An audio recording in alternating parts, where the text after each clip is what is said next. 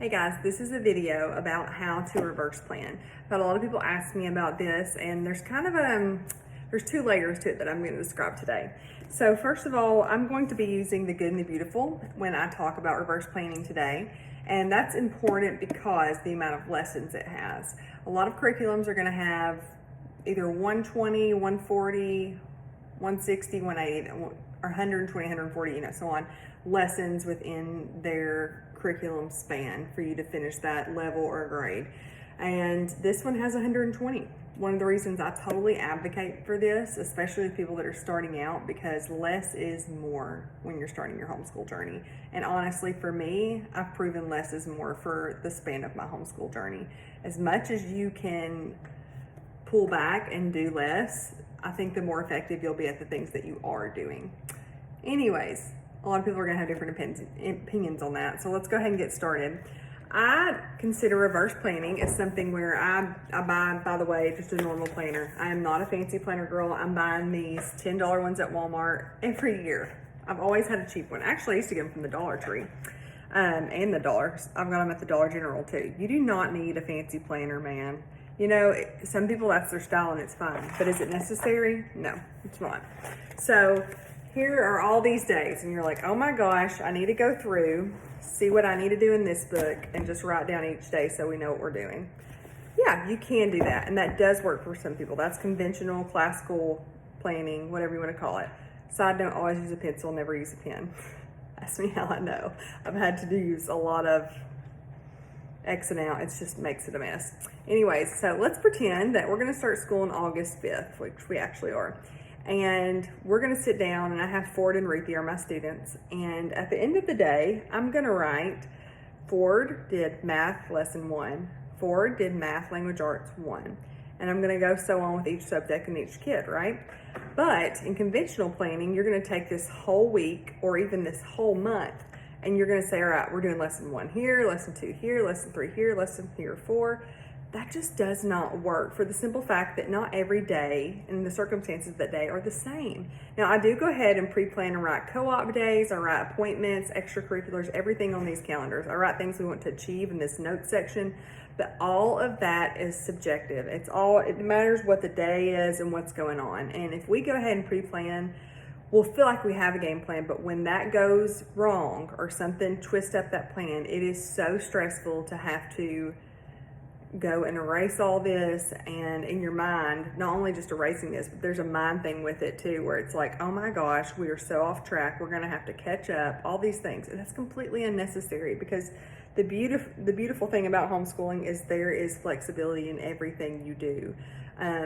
It's a living education, we could say. That's a phrase that's often used. We're not doing homeschool to do this. We're doing homeschool to do life together. This is a small part of that. This is 120 lessons of that. Don't make this the focus of everything. I can't tell you enough. This is my plug for Teaching from Rest by Sarah Evans, by the way. Go get that book. It's only 5 hours long to listen to. It will help you with that mindset. It helps me every semester. It is my reminder. Anyway, so that is my plug for do not write it down. Make a little bit of a game plan, see what you want to do. You know what you have to accomplish on a daily, but then just write it in. When I was first starting this, I think Ford was just in kindergarten, and I had a homeschool veteran mom that was so kind to me that messaged me, and she said, Abby, I'm going to tell you what I do. I do not write down anything we do. And I was like, but I still don't feel like I'm doing enough. And she's like, you are. What I want you to do is go get like a regular notebook, something, I happen to have this in here, with just regular paper in it. She said, from the time you wake up to the time you go to bed, I want you to just be diligent and write every single thing you do that day with your child. And I did it for I don't know how long, maybe a month or a week or two. And I was like, oh my gosh, we are living our education. It's not just these books. Like, we cooked that day, we watched something on YouTube, we read a book, we went on a walk. Like, all those things constitute as learning, because they do for you as an adult, right? Like, we've got to take that box lid off our heads that say we can't do things unless they're done a certain way. That is not how people think that are entrepreneurs. That is not how people in ministry operate. Like, all these things that usually coincide with us having a vision for homeschooling require an opposite way of what we've been taught. in public schools. Public schools were meant to make people to work together and work a certain way and fit a certain box. I'm not completely anti-public school. If you've listened to me long enough, you know that. But it does breed a certain result, as should your homeschooling too, right? Which should be the opposite, out of the box. Okay, let's go to, I feel like that was so many squirrel trails, but that's just how I roll. All right, so the second part of that, we just covered what does it really look like to write those daily plans out. The second part of that is let's plan the whole year. And you're like, wait, you just told me not to plan the whole year. Well, here's what I mean by this. We know we have 120 lessons in our curriculum. And we know that we're going to need certain times off, certain weeks. There's going to be holidays. There's going to be certain things we want to do, right? But we've got to make sure we meet that mark. And we don't need to be stressing every single month in case we have a couple sick months. We're like, oh my gosh, we had to take an extra week off, that we're so behind for the whole rest of the year. Well, if we do this simple math that I'm about to show you, it will take away that stressor in your mind because it breaks your goal up and makes you realize you're never truly going to be behind. Okay, so let's open up our planner. Usually in your planner, you're going to find, the extended year calendars like this, the annual calendars. Well, what I have done is I have wrote down, I'm going to need to account for 120 lessons. That's how I'm going to plan my year, right? And I'm also going to account for, in Tennessee, the 180 days that I'm going to need to actually have covered in order to meet their standard of what we are supposed to do as far as school days go for a year. So I am going to take my calendar, and first I'm going to block off the months in which I want to do that school year. Now, I'm very visual, and that's why I do it this way. Your mind might work different, and you might have actually a better process as you can message me about.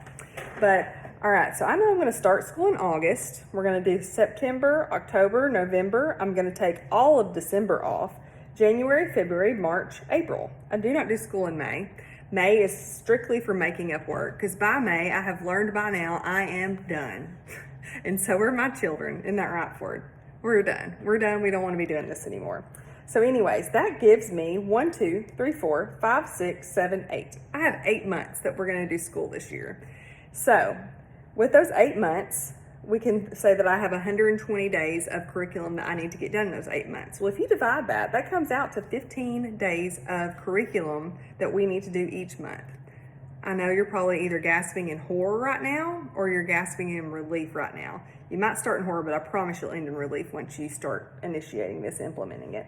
So I'm going to go ahead and X out the days that I know, or circle the days that I know that I'm not going to be doing school. And I went ahead and did that. Like, we're taking off Thanksgiving, we're taking off all of December, we're taking off spring break, we're going to have our spring break, fall break, and we'll have some other days here and there. And then I'm going to go ahead and write 15 above each one of these. 15.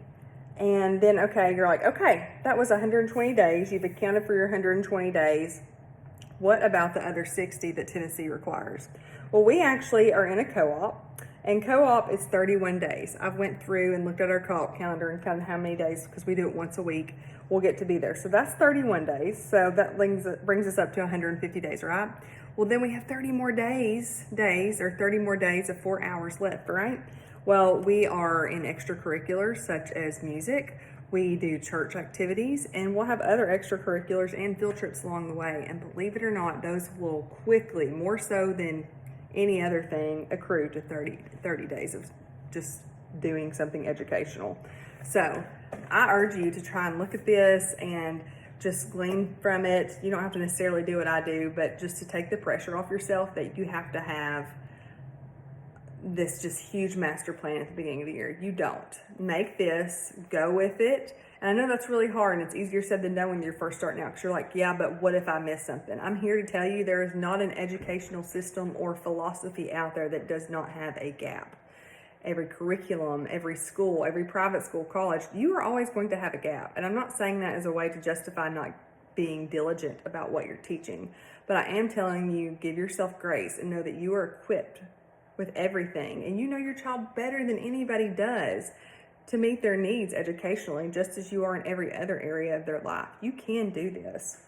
So again, I had eight months, because I took out December's a no-go. We kind of just do like a Christmas thing during that month, where We'll do Christmas activities. We might read Christmas books, but we really just take that time to respite because by that time in the year, we need a reset before we push through on that last part.